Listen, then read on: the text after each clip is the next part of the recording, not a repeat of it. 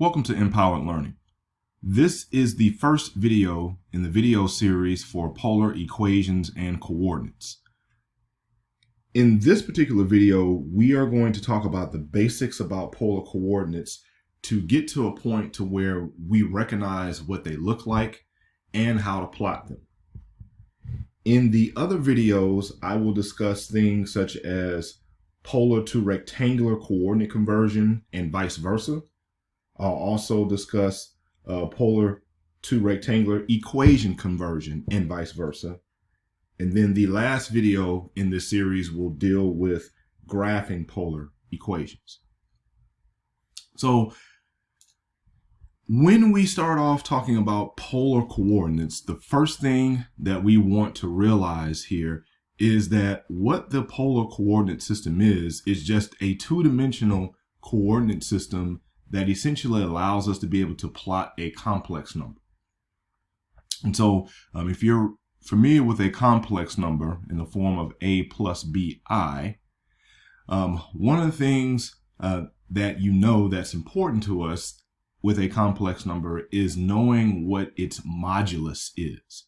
And modulus is kind of like saying what is its magnitude.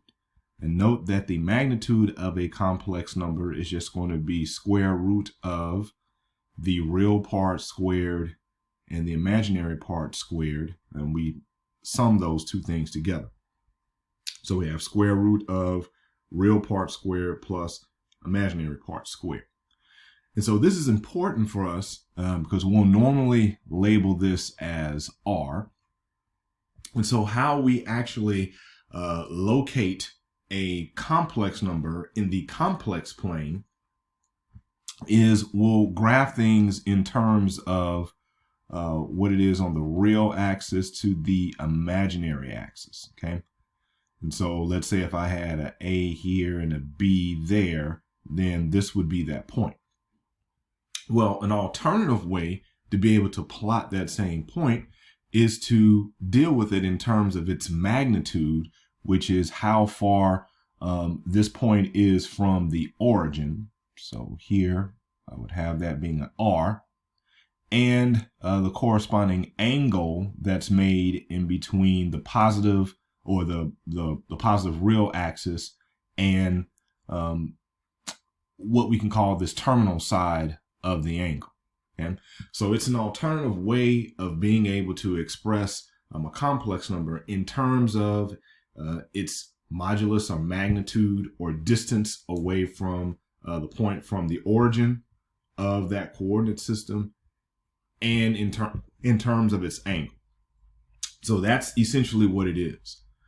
So what we're going to learn with polar coordinates is how do we actually express that, the different ways that they're expressed.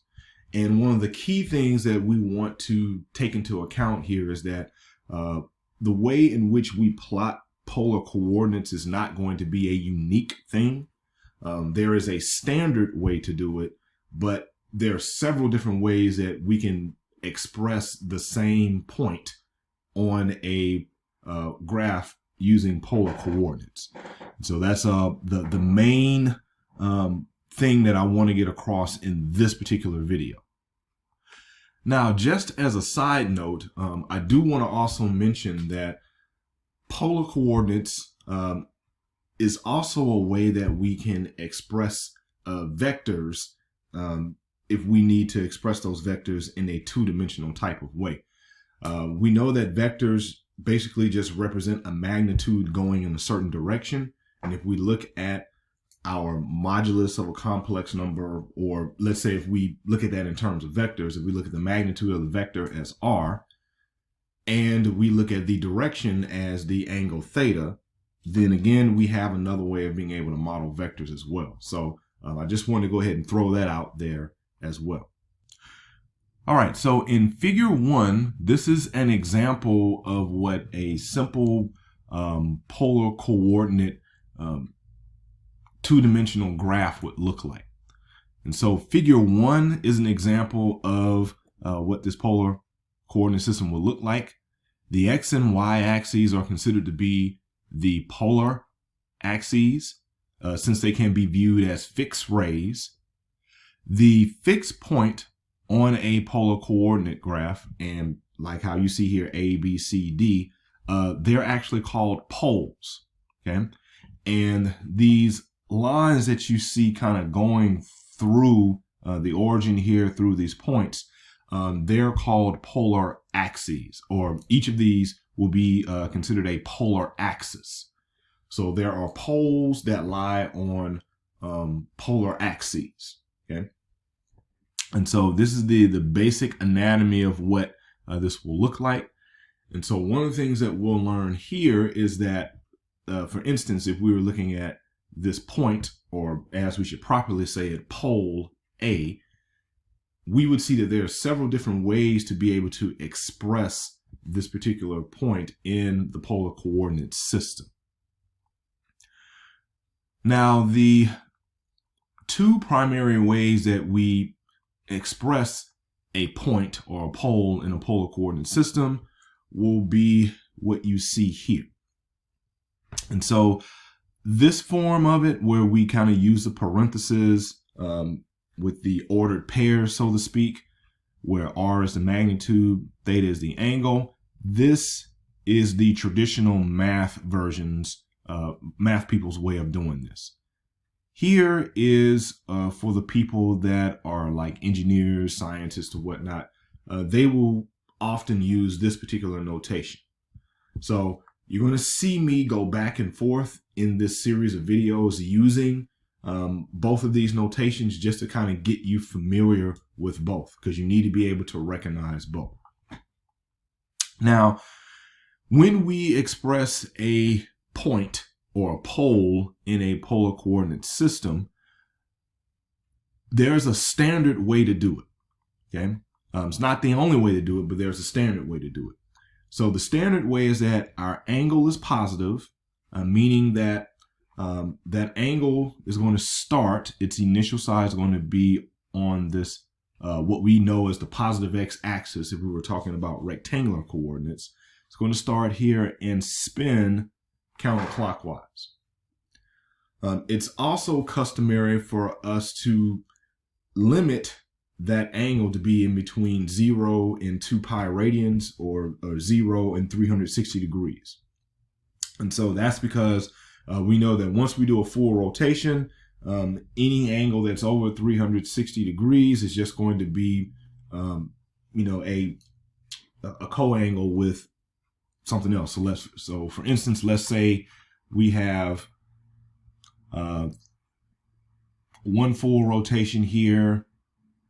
We go here, then of course we know that that angle measure is going to be 390 degrees, but it's the same as 30 degrees because 390 and 30 are coterminal angles to each other, okay?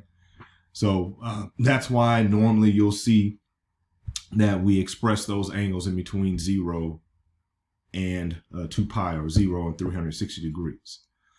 In some applications, it may make sense to express the angles in a negative sense. And when we talk about angles in a negative sense, all we mean is that the angle in standard form is going to start on the positive x-axis as we know it.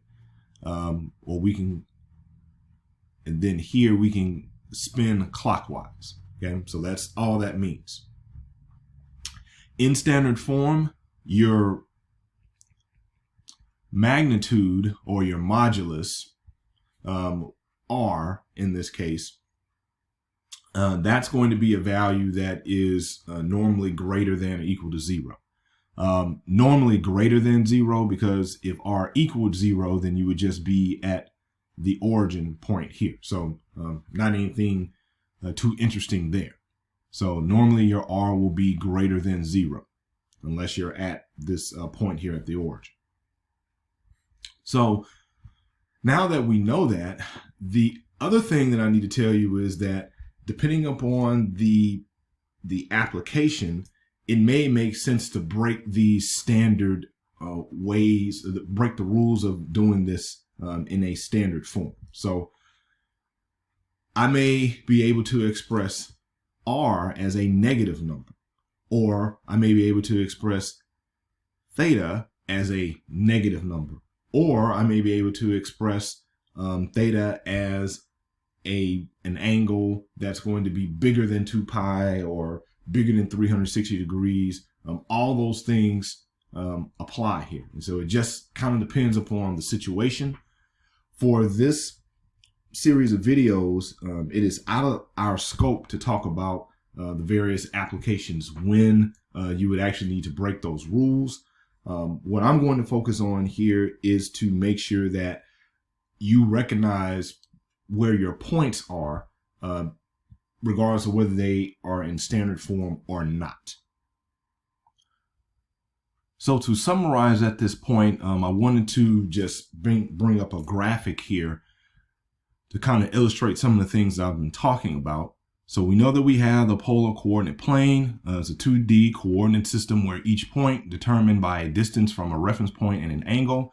Normally this is the reference point here, or the reference pole. And of course, our angle is normally in standard position, meaning that it's going to rotate counterclockwise with respect to what we know in rectangular form as the positive x-axis here. So R is the radial coordinate, and so that's what it's properly called. I've been calling it the magnitude here, or the modulus, because it does derive from a complex number. But when we talk about things in polar coordinates specifically, it's called the radial coordinate. And of course, the angle theta is going to be called the angular coordinate, also called a polar angle, and sometimes it's also called the azimuth. Okay, so just know that angular coordinate, polar angle, azimuth, all those things are synonyms of each other. Okay, and notice here again how these circles that you see here, this circle are all the points that are on this graph that have a radius of, well, that have a distance of 1 from this reference point. And so every one of these points that is on this circle here, they're going to have the same value of R. So everything that's on this circle here, if we were to try to plot those, they would all have R to be 1. The thing that's different, of course, is the angle. So if I had this point here, it would be R at 60 degrees, whereas this point here would be R at 180 degrees. In both of those cases, R is 1. So like I mentioned before, each of these lines that you see kind of intersecting this reference point here could be considered a polar axis. Of course, I have a few polar axes already sort of labeled here, but of course I've made up one in here because we have an infinite number of these, and they go along with, you know, each angle measure that we have. So just need to make sure that you are aware of that as well. So the next thing that we're going to do is talk about basic facts about polar coordinates. And so what I'm going to do is first kind of skim through some of the bullet points that I have here, just to kind of give you a basic idea of what's going on. But I am going to demonstrate this through a visual example. So again, I just want to kind of highlight some of the main things that we need to observe when dealing with polar coordinates, but then I'll demonstrate all that in an example. So the first thing is that we have the standard form of a polar coordinate is of one of these two forms, where again, R is greater than or equal to 0, and theta is an angle in standard position. So we already know that. This next bullet point, which is probably one of the most important things I'm going to mention here in this video, is that polar coordinates are not unique. Okay. So we don't have a unique way that we can express them. You have a standard way, again, but not a unique way. Okay. And so part of the reason for that is, for example, if we have some angle here that's pi over 3 radians, or 60 degrees rather, we know that we can describe this angle in terms of its fundamental angle, which is pi over 3, or we can do it in, with coterminal angles, either spinning clockwise or counterclockwise, okay, depending upon what n is here. And so that was my whole point when I was saying that 30 degrees is the same angle as 390 degrees in terms of how we calculate everything, because we know that 390 degrees is just one full rotation and then the extra 30 degrees. So in terms of, let's say, sine and cosine or whatnot, which we're going to see later, sine of 30 and sine of 390 are the same thing. Okay, so that's one of the reasons why we know that we have multiple ways of being able to express a particular polar coordinate point on a graph.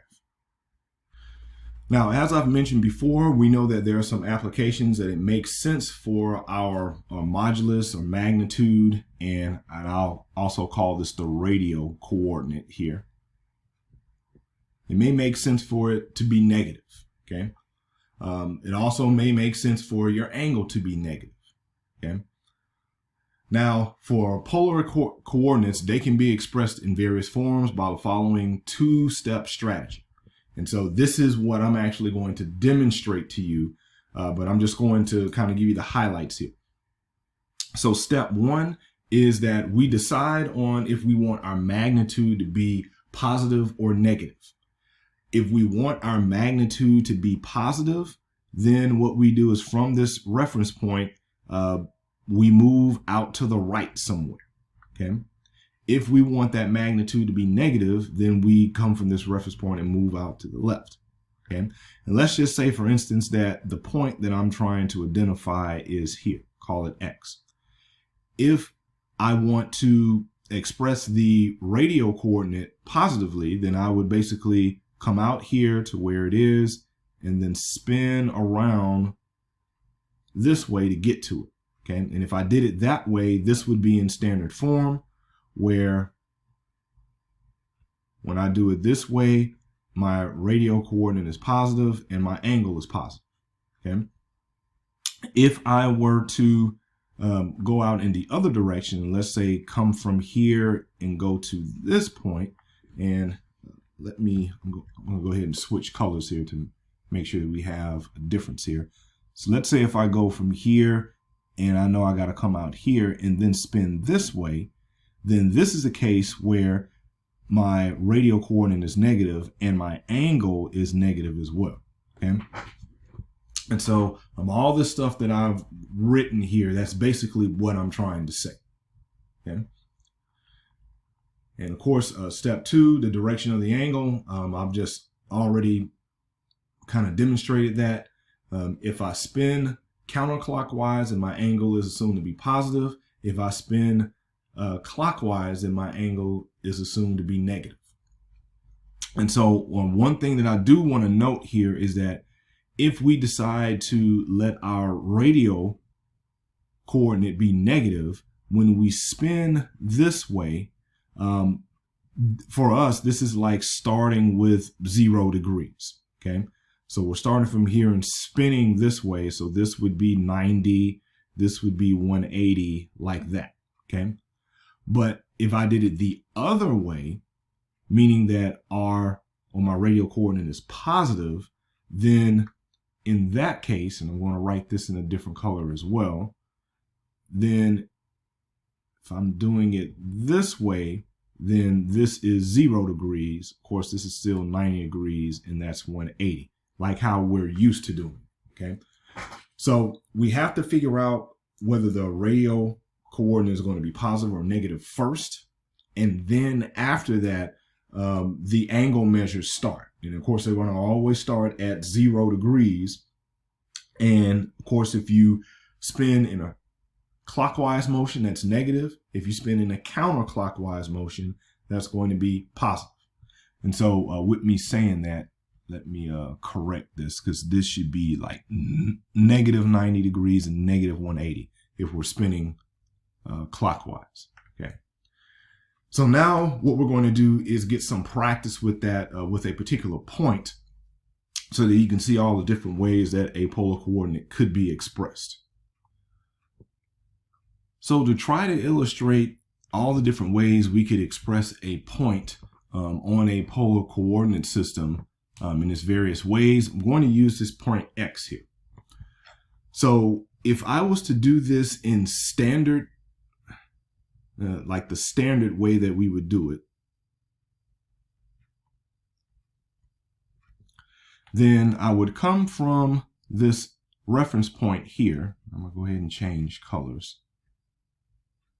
We'll come from this reference point here, and we notice that it's on the third circle. So we'll have to go out to here.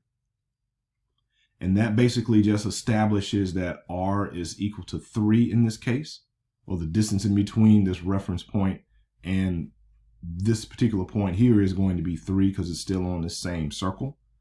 And then we would spin counterclockwise 60 degrees. So this result would be 360 degrees. If you wanted to, you could express this in radians, and that would just be pi over 3.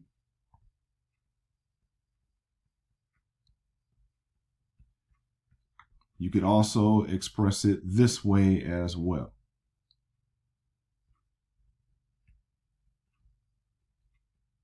Okay. So all 4 of those ways is a way that we could express this polar, this pole on this particular graph here. Okay. So what we're going to talk about now is alternative ways of being able to express this same point. Okay. So another way that we could express this same point here is, let's say, again, we go from this reference point out to here, but now instead of rotating the angle counterclockwise, we rotate it clockwise. So we're basically going to come around like this. Okay. So if I do that, then of course we know that if we spin around till we get to point X going clockwise, that's going to be 300 degrees. But since I was spinning clockwise, it would be negative. So the result of this would be 3, negative 330 degrees. Okay. And of course, you could express that in radians as well. So I'm not going to do that here. I'm just going to try to keep it simple, but you could, express it as all these other 3 ways here. But just know that in this case, the radial coordinate is positive, but the angle is negative. Okay. All right. So now let's look and see, well, what happens if we were to express our radial coordinate negatively to start off with? What would that look like? So if I did that, then I would come from the reference point and go to the left out to the third circle. And again, that solidifies that R is going to be equal to negative 3 this time because I went to the left. And then let's say if I spin counterclockwise, then I'm going in this direction. Okay. So if I spin counterclockwise, we know that the angle's positive. So here, this would be a negative 3. And if we count, we are spinning 180 degrees plus another 60, and that would be 240. And that would be a positive angle. Okay. Now, if we went from this point here and we spin in a clockwise direction, then our angle is going to be negative. Okay. And so if we count that, that's going to be 90 degrees plus another 30. So that's 120. So this would be negative 3 minus 120 degrees. Okay. And so these are all the ways that we could express this particular point X here. And of course, the thing here is that R is either positive or it's negative. And the angles that we have, either they are positive or negative, but they are still within a range of an interval length of 2 pi radians, or a length in degrees that would be 360 degrees, whether you're going positive or negative. Okay. I'm going to do one more of these just to kind of demonstrate that we can use other angles that are larger than 360 degrees or 2 pi radians to do that. So let's say in this instance here, what we did is we started at this point and we are spinning. Sorry, that's in the other direction. Yep. So this was the brown one. So yeah, we were spinning in this direction to go negative 120 degrees. Well, we know if I was to have negative 120 degrees and then add another negative 360 degrees of that, that would be a negative 480. And so I could say negative 3, negative 480 degrees, and we'll still be at this point X here. The thing that's different is that, and I'll change colors just to do it. So if we're at 480, once we're here, then we're going to spin around another 360 degrees to get back to that point again. Okay. And so now you see that we have all these ways of being able to express a point on a polar coordinate plane. So the main takeaway here is that whenever you are seeing problems that you have to answer, and let's say, hey, you have to be able to express this polar coordinate in some kind of way, whether you're just doing regular like practice problems, or if you're actually using it in some application, you have to be cognizant of what your radial coordinate R is supposed to be, or in the sense of an application, what it makes sense to be, and also the range that is acceptable for the angles. And so now that we've kind of gone through this example, you're equipped of being able to express a pole on a polar coordinate plane any way that you need to, based upon the needs in the application. So to close out this first video here, we're going to get some practice by looking at a bunch of points on a polar plane, and we're going to identify these points or identify these poles rather, based upon the way that it's written for us here. So let's start with this first one here. We have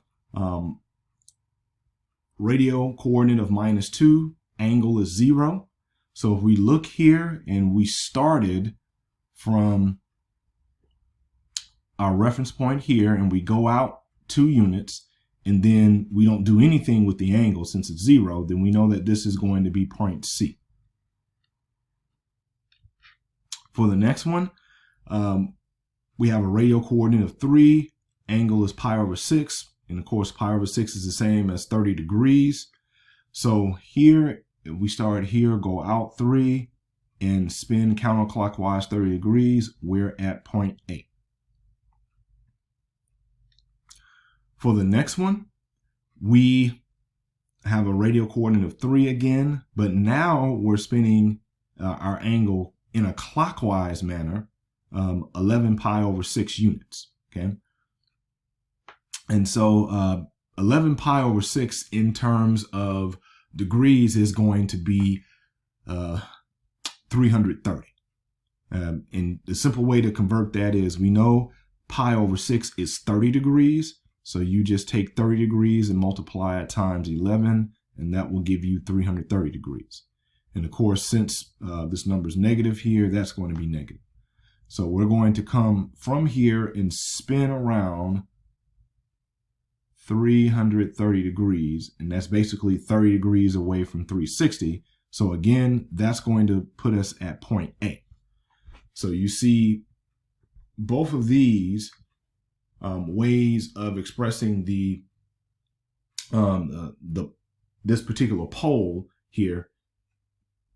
It's 2 different ways, same point. All right, so let's look here. our radial coordinate is negative, so we need to go out 3. And then, since this is a negative 30 degrees, we need to rotate the angle in a clockwise manner. So clockwise means we're going like this, and we go a total of 30 degrees. So that puts us at point D. All right, so the next point here, we have -2, -3 pi over 4. So what that means for us to start off with, we need to go to the left 2 units from this reference point. And so, of course, the angle is negative, so we're going to spin clockwise, but we're going to spin clockwise 3 pi over 4. If we translate that to degrees, that is 135 degrees, but negatively. And what that will do is kind of take us to here, okay? Because if we look at this polar axis there, that would be 45, okay? So this is just a way of representing point G. So next, our radial coordinate is a -3, and then we spin in a positive direction or counterclockwise direction, 90 degrees. So we go from here, and then since we're spinning counterclockwise, we need to go in this direction, 90 degrees. And if we keep doing that, we see that we end up at point E. For the next one, we have a 1. So we go out here, and then we spin a -2 pi over 3, which is like a -120 degrees. So we're going clockwise. So this is the first 90, that's the next 30. So we end up here at point B. So next, we see that our radial coordinate is a -1. So we need to go out in this direction and then spin clockwise 60 degrees. And of course, you can see here that that's the same point. So again, we have 2 different ways of expressing the same point. Here, we had a positive radial coordinate and a negative angular coordinate. But here we had a negative radial coordinate and a positive angular coordinate. Okay. So this next one, we have a radial coordinate of 2, and then we spin 45 degrees in the positive or counterclockwise direction. That's just another way to express point G. And as you can see here, it's 2 different ways of expressing the same point. And then finally, we have radial coordinate of +3. So we move out here, and then we rotate in a negative direction, which is clockwise, pi over 4 units, and that gives us point F. So you can see now that we have these various points on our polar coordinate plane, and we see that we figured out several ways to be able to express some of these same points. So this concludes this first video. The next video in this series will talk about polar to rectangular coordinate conversions and vice versa, meaning that we'll also look at rectangular coordinates and convert them into polar coordinates. So look forward to seeing you in that video. Take care.